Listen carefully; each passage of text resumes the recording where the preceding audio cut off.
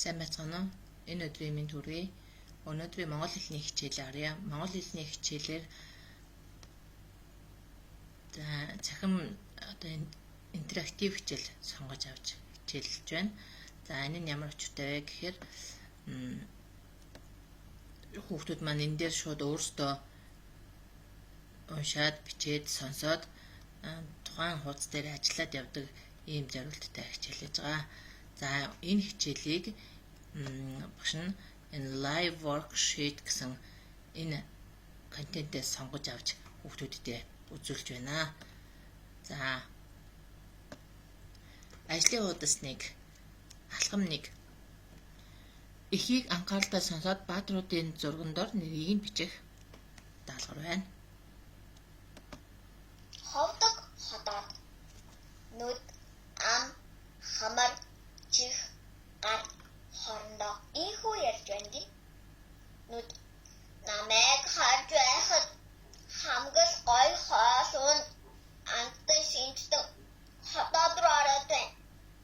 Гэхэд ам харин тийм би дөнгөж амтыг нь аваад л хоолой руу явуулдаг гэж гомдлжээ. Хамар чи хач амтыг нэгдэг юм бэ? Би бол сайхан хоолыг дөнгөж үнэрлэхээс таашгүй. Гэхээ тэгтэл гар би бүгдийг нь байж үздэгч хизээж өөрөө иддэггүй. Бас гомдолтой байдаг. Тиймээс тэд хотоодонд саадалж хоол өгөхөө болий гэж тохирчээ. Эзэн өглөө босоод цай уух гэдэг нүд эсэргүүцэж хоол руу уухай. Хамар эсэргүүцэж үнэрлэхгүй гिचээ. Ам эсэргүүцэж ангаахгүй жимэж. Гар эсэргүүцэж халбаа зориуд алдаж унгаажээ. Ингээд эзэн нь хоол идэж чадаагүй тул хотоод нь хонхолцож нүд нь бүрэлдэн чихэн шууж хамар нь хатаж гар нь салгалж буй. Ийхүү тэд хоол гэж зөвхөн хотоод нь тустай зүйл биш гэдгийг ойлгожээ. За баатруудыг нэрлэе. Их сэдвүүд дотор гарсан. За эхний баатар бол нүд байна. За энэ цагаануудын дотор баатруудын нэрийг бичнэ. Дараагийнх нь ам, дараа нь энэ зураг маань ходоод. За дараа нь хамар. Дараагийн баатар маань гар байна. Хамгийн сүүлийнх нь чих гэсэн юм баатрууд энэ их сэдв дотор дурддаг гарсан. Алхам 2-ыг уншъя. Баатруудын хэлсэн үгийг сонсоод зурагтай тохируулаарай гэж байна. За сонсъё. Чи хач амтыг нь мэддэг юм бэ? Би сайхан хоолыг дөнгөж үнэрлэхээс таашгүй. За гэж хамар хэлсэн байх нь. За 2 дугаар баатрын үгийг сонсъё. Намайг харж байхад хамгал гой хоол уун амттай шинжтэн хотоод руу ороод байна гэж нүд хэлжээ. За дараа би бүгдийг нь байж үздэгч хизээж өөрөө иддэггүй. Бас гомдолтой байдаг гэж гар хэлжээ. За сүүлийн үгийг сонсъё. Би дөнгөж амтыг нь аваад л хоолой руу явуулдаг гэж ам хэлсэн байна. За цааш нь үргэлжлүүлээд алхам 3-ыг харъя. За алхам 3 дээр тэд ярилцаад ямар шийдвэр гаргасан бэ гэж. За тэгвэл тэд хотоодонд саад болъё, хоол өгөхөө болъё, бүгдээрээ юу ч идэхгүй бай, хотоодонд их хоол өгье гэснээ алийг нь сонгох вэ гэдгийг эндээс олно гэсэн үг. За хотоодонд саад болъё гэсэн. За энэ одоо ажлын хуудсыг хамгийн одоо чухал нь юу вэ гэхээр энэ finish гэдэг энэ үгэн дээр дараад хэр зэрэг одоо зөв ажиллаж вэ гэдгийг шалгаж үзэх боломжтой. энд check my answer гэхээр энэ дэр буцаад хариу нь ирчихсэн байдаг. За үүгээрээ их ажил бүрдэл өндөртэй. Ажлын хуудас 2. Эхийг анхааралтай уншаад зургийг үйлдэлд тохируулаарай гэж байна. За хүүхдүүд маань өөрсдөө бие дагаад уншиж явах хэрэгтэй.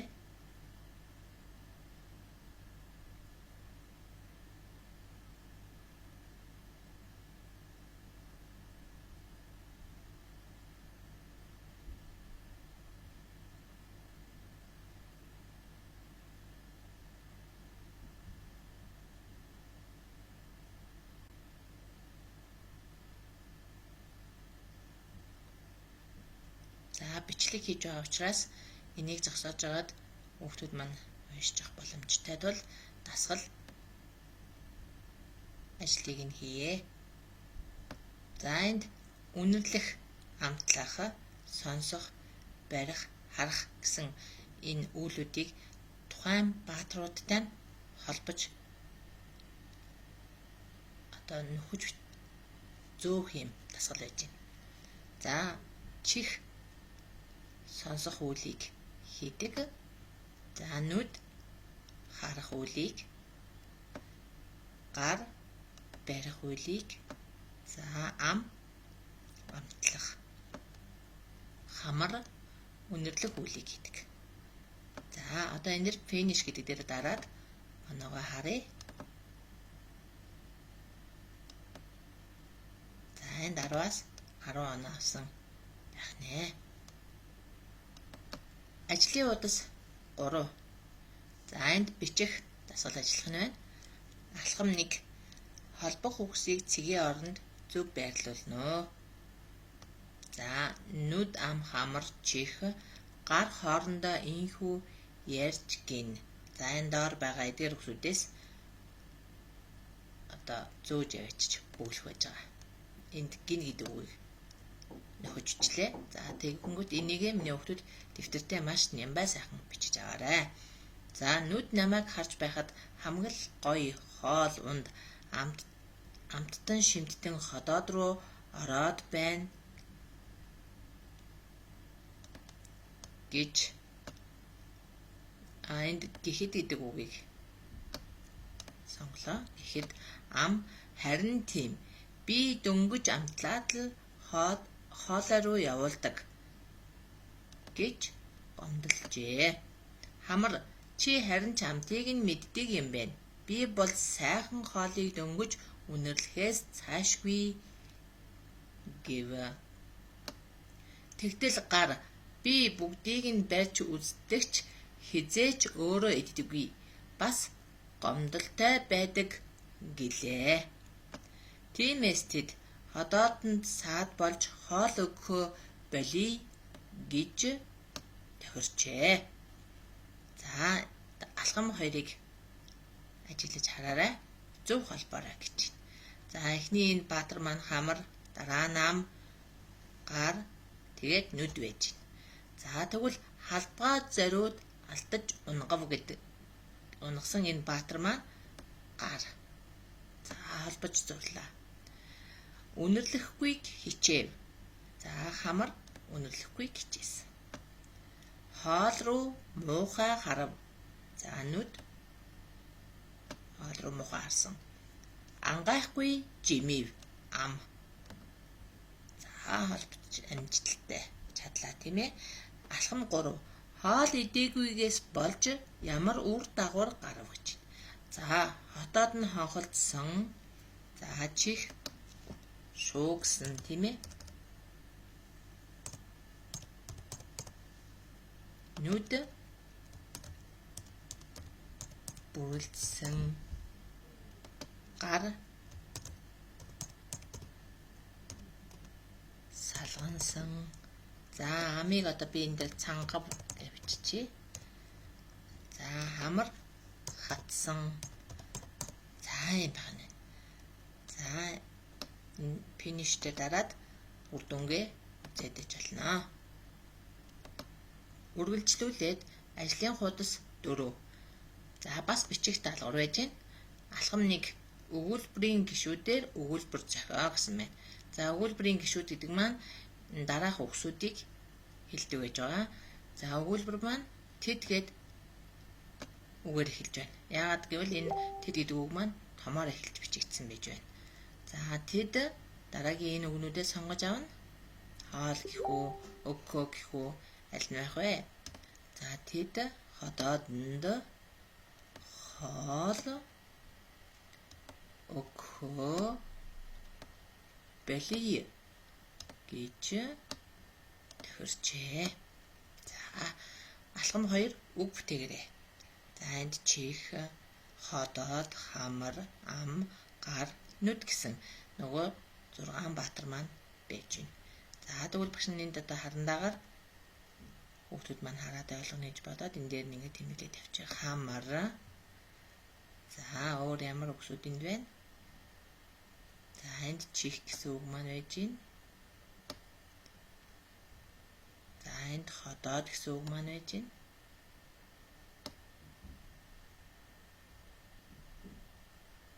Энд нүд гэсэн үг.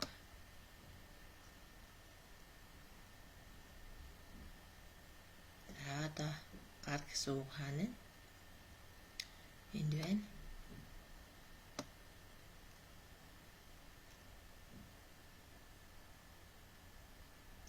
Ам гэсэн үг маань энд байж. За ингээд 1 2 3 4 5 6 баатрынхаа нэрийг эндээс амжилттай оллоо. Цааш нь үргэлжлүүлье. Тэд юу ойлгосон бэ гэж. Тэд зөвхөн хоол зөвхөн ходоодонд тустай зүйл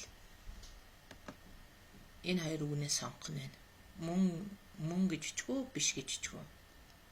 За тустай зүйл биш гэдгийг ойлгосон. Өөрсдөд нь ч гэсэн бас тустай зүйл юм байна гэдгийг ойлгосон байх нь тийм ээ. За ходоодонд саад болъё. Аль тохирхыг нь сонгож очих нь. Эндээс одоо тохирох хоёр сонголттой зүйл маань юу вэ гэхээр зүйлний болон хатуугийн тэмдгийг сонгож очих юм байна. За болъё гэж байгаа учраас хатуугийн тэмдгийг нь сонгож чинь. За хоол өгөхөө бэлий гэж байгаа учраас энд зүйлний тэмдэгэ бэл гэдэг үг маань зүйлний тэмдгээр төгссөн үг байгаа. Түүн дээр яаг залгаж ичгтэй зүйлний тэмдгээр төгссөн үгэн дээр шууд залгаж ичдэг гэсэн энэ дүрмийг баримталдаг байгаа. Ажлын хуудас 5 руу шилжсэн байна. За энд доор байгаа энэ үгнүүдийг тухайн одоо баатрууд дээр нь авчиж холбох юм байж байна. За эхний баатар маань нүд байна. За энэ хоёр дахь нь хамар байна. За гурав дахь нь хам. За энэ бол хөл байх нь байна. Энэ бол өвдөг. За дараагийн баатар бол толгой. За энд чих байна. Тэгээд за энэ бол сарвуу байх нь байна. За энэ дараагийн зурган дээр гар хамгийн сүүлийнх тавхай гэсэн энэ үнүүдийг холбох нь байна. За энд одоо хүний дотор эрхтнүүдийг бас холбож тэмдэглэх юм даалгавар бас байж байна. За эдгээрийг одоо ангийн групп руу оруулаад хүүхдүүдтэй хийлгэх юм зорилттой бэлдсэн байж байгаа. Үүнийг бас орлуулж бичиж үзээрэй. Гэрийн даалгаварт хэрэмний аялсан тэмдэглэл гэд энэ монгол хэлний сурагчдаар байж байгаа. Энэ даалгаврыг уншаад их сэдвийг уншаад дараа нь 2, 3, 4 гэсэн энэ дасгал даалгаврыг ажиллан ангийн классрум Facebook группт илгээгээрэй. Хичээлдээ идэвхтэй оролцсон хүүхдүүдтэй баярлалаа. Баяр таа хүүхдүүдээ.